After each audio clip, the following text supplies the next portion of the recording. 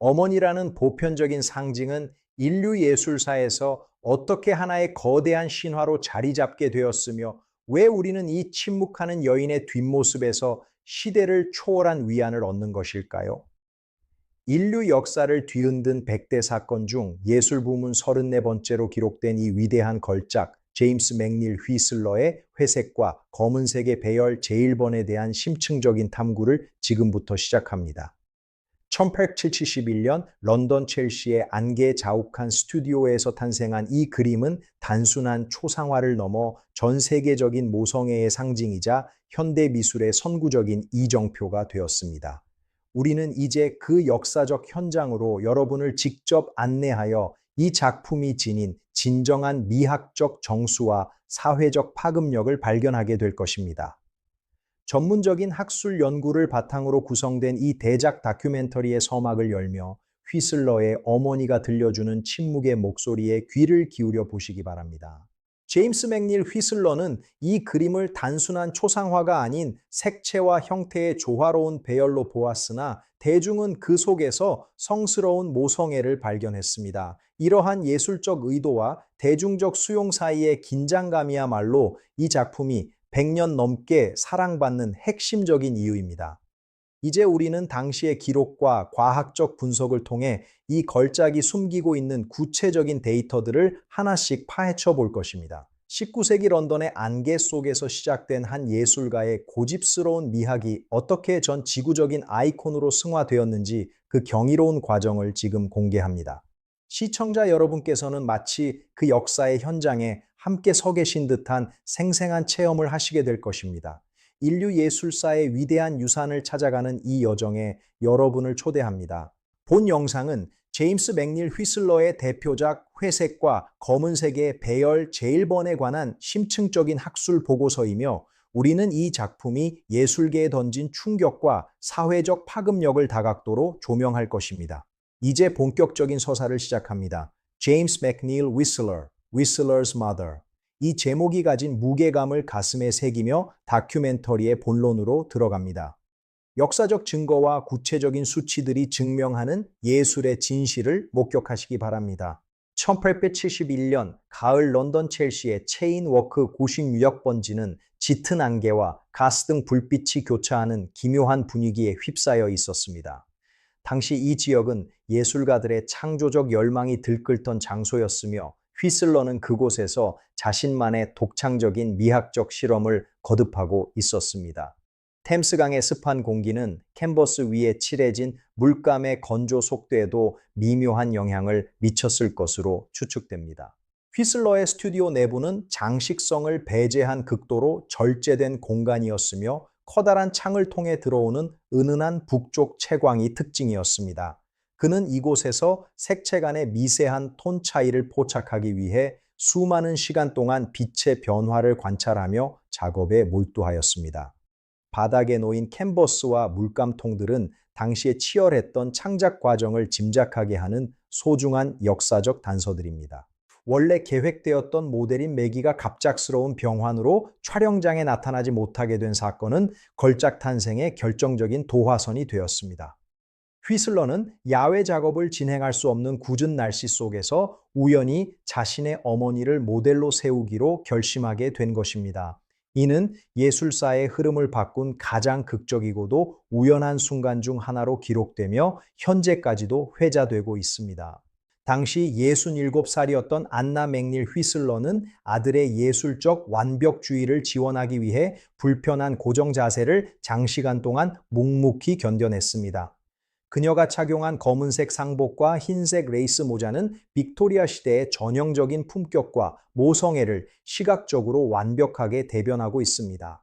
휘슬러는 어머니의 강인한 내면과 절제된 감정을 캔버스 위에 쏟아붓듯이 정교하게 묘사해 나갔습니다. 휘슬러는 이 작품에서 회색과 검은색이라는 지극히 제한적인 색채 팔레트를 사용하여 형태의 본질에 집중하는 과감한 시도를 감행하였습니다.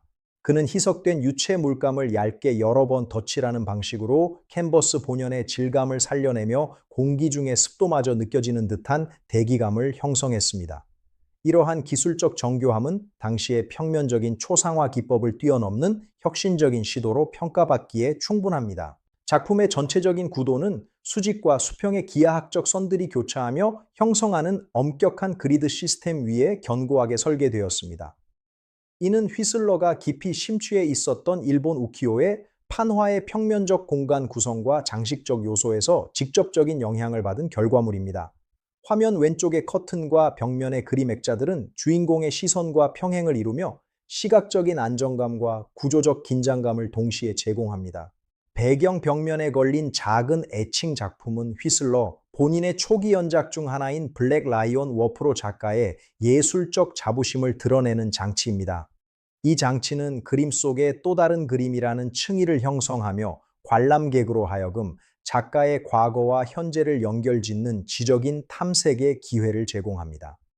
이러한 자기 지시적 요소는 훗날 현대 미술에서 강조되는 메타적 관점의 초기 형태라고 분석할 수 있습니다.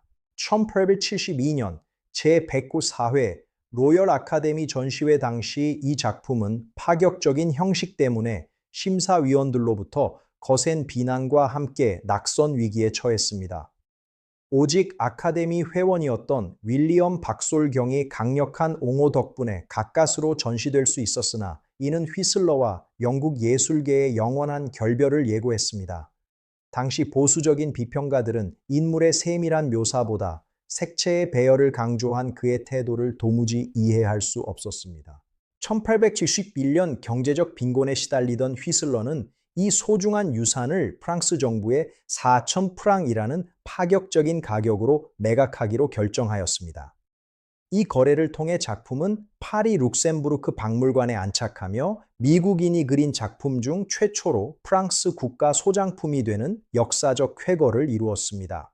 이는 휘슬러의 명성이 유럽 전역으로 확산하며 그가 세계적인 거장으로 인정받는 결정적인 전환점이 되었습니다. 룩셈부르크 박물관에서 시작된 이 그림의 여정은 1925년 마침내 예술의 성소인 루브르 박물관에 입성하며 그 가치를 공식적으로 인정받게 되었습니다. 당시 루브르에 소장된 유일한 미국 회화라는 타이틀은 이 작품이 지닌 독보적인 예술성과 역사적 위상을 다시 한번 세계에 각인시켰습니다. 미술관의 웅장한 전시실에 걸린 이 작품은 수많은 예술가와 비평가들에게 현대 회화의 새로운 가능성을 제시하였습니다. 미국 대공황이 절정에 달했던 1932년부터 2년간 진행된 전미 18개 도시 순회 전시는 5만 명 이상의 인파가 몰려드는 대성황을 이루었습니다. 시리에 빠진 미국 국민들은 휘슬러의 어머니가 보여주는 강인한 인내와 조용한 품격에서 말로 형언할 수 없는 거대한 위로를 얻었습니다. 이 전시는 단순한 예술 감상을 넘어 국가적 고난을 극복하려는 미국인들의 정신적 구심점 역할을 수행하며 사회적 현상으로 발전했습니다. 1934년 루스벨트 대통령은 어머니의 날을 기념하여 이 그림을 소재로 한 특별 우표를 발행할 것을 지시하며 국가적 숭배의 대상으로 격상시켰습니다. 비록 휘슬러 본인은 작품이 종교적이거나 감상적인 상징으로 소비되는 것을 경계했으나 대중은 이를 모성애의 성스러운 아이콘으로 수용했습니다. 우표 발행은 이 작품이 박물관의 문턱을 넘어 일반 서민들의 일상 속으로 깊숙이 침투하는 상징적인 계기가 되었습니다. 현대에 이르러 이 작품은 영화 미스터 빈을 비롯한 수많은 대중문화 매체에서 패러디되며 그 영향력을 전 지구적으로 확장해 나가고 있습니다. 가장 엄숙하고 진지한 예술의 상징이 가장 희극적인 상황 속에서 변주되는 현상은 이 그림이 가진 아이러니한 매력을 여실히 보여줍니다. 원작이 지닌 시각적 견고함은 어떠한 변형과 왜곡 속에서도 그 본연의 아우라를 잃지 않고 관객들을 매료시키고 있습니다. 1986년 오르세 미술관으로 자리를 옮긴 이 작품은 19세기 인상주의와 사실주의를 잇는 가장 중요한 연결고리로서 오늘날까지도 그 자리를 지키고 있습니다. 매년 수백만 명의 관람객들이 이 조용한 여인의 뒷모습을 보기 위해 미술관을 방문하며 휘슬러가 설계한 미학적 공간 속에 머무릅니다. 시간의 흐름 속에서도 변치 않는 이 그림의 가치는 인류가 공유해야 할 가장 숭고한 정신적 유산 중 하나임을 증명합니다. 이 작품이 지난 150년 동안 창출한 문화적 가치와 경제적 파급 효과는 연간 수천억 원의 관광 수입과 관련 산업의 성장을 이끄는 원동력이 되었습니다. 인류 역사 100대 사건 중 예술 부문 34번째로 선정된 이유는 단순히 그림의 아름다움을 넘어 그것이 지닌 사회적 통합의 상징성 때문입니다. 휘슬러가 의도했던 색채의 배열은 이제 인류의 보편적 정서를 담아내는 거대한 그릇이 되어 영원히 빛날 것입니다. 지금까지 우리는 제임스 맥닐 휘슬러의 불후의 명작 속에 숨겨진 방대한 역사와 예술적 진실들을 상세하게 살펴보았습니다. 한 예술가의 고집스러운 미학이 어떻게 인류의 보편적 감동으로 승화되었는지 확인하는 시간이었습니다. 예술은 시대를 초월하여 우리에게 삶의 본질적인 가치를 일깨워주며 깊은 위안과 성찰의 기회를 제공합니다. 휘슬러의 어머니가 보여준 조용한 인내와 품격은 현대 사회를 살아가는 우리에게도 시사하는 바가 매우 크다고 할 수 있습니다. 인류의 위대한 문화유산을 함께 탐구해 주신 시청자 여러분께 진심 어린 감사의 마음을 전합니다. 이번 다큐멘터리가 여러분의 예술적 지평을 넓히는데 소중한 계기가 되었기를 진심으로 희망합니다. 오늘의 대작 다큐멘터리 여정을 여기에서 마무리하며 여러분의 일상에 늘 평강과 축복이 가득하시길 소망합니다. 휘슬러의 작품이 주는 평온함이 여러분의 가정에도 깃들기를 기도합니다. 예술을 사랑하고 역사를 존중하는 여러분의 마음이 우리 사회를 더욱 풍요롭게 만들 것입니다. 다음 시간에도 인류의 위대한 자산을 찾아가는 깊이 있는 탐구로 다시 찾아뵙겠습니다. 긴 시간 동안 경청해 주시고 함께 호흡해 주셔서 다시 한번 고개 숙여 감사드립니다. 영상을 시청해 주셔서 감사합니다. 구독과 좋아요를 눌러주세요. 감사합니다. 다시 한번 진심으로 감사드립니다. 축복합니다. 안녕히 계십시오.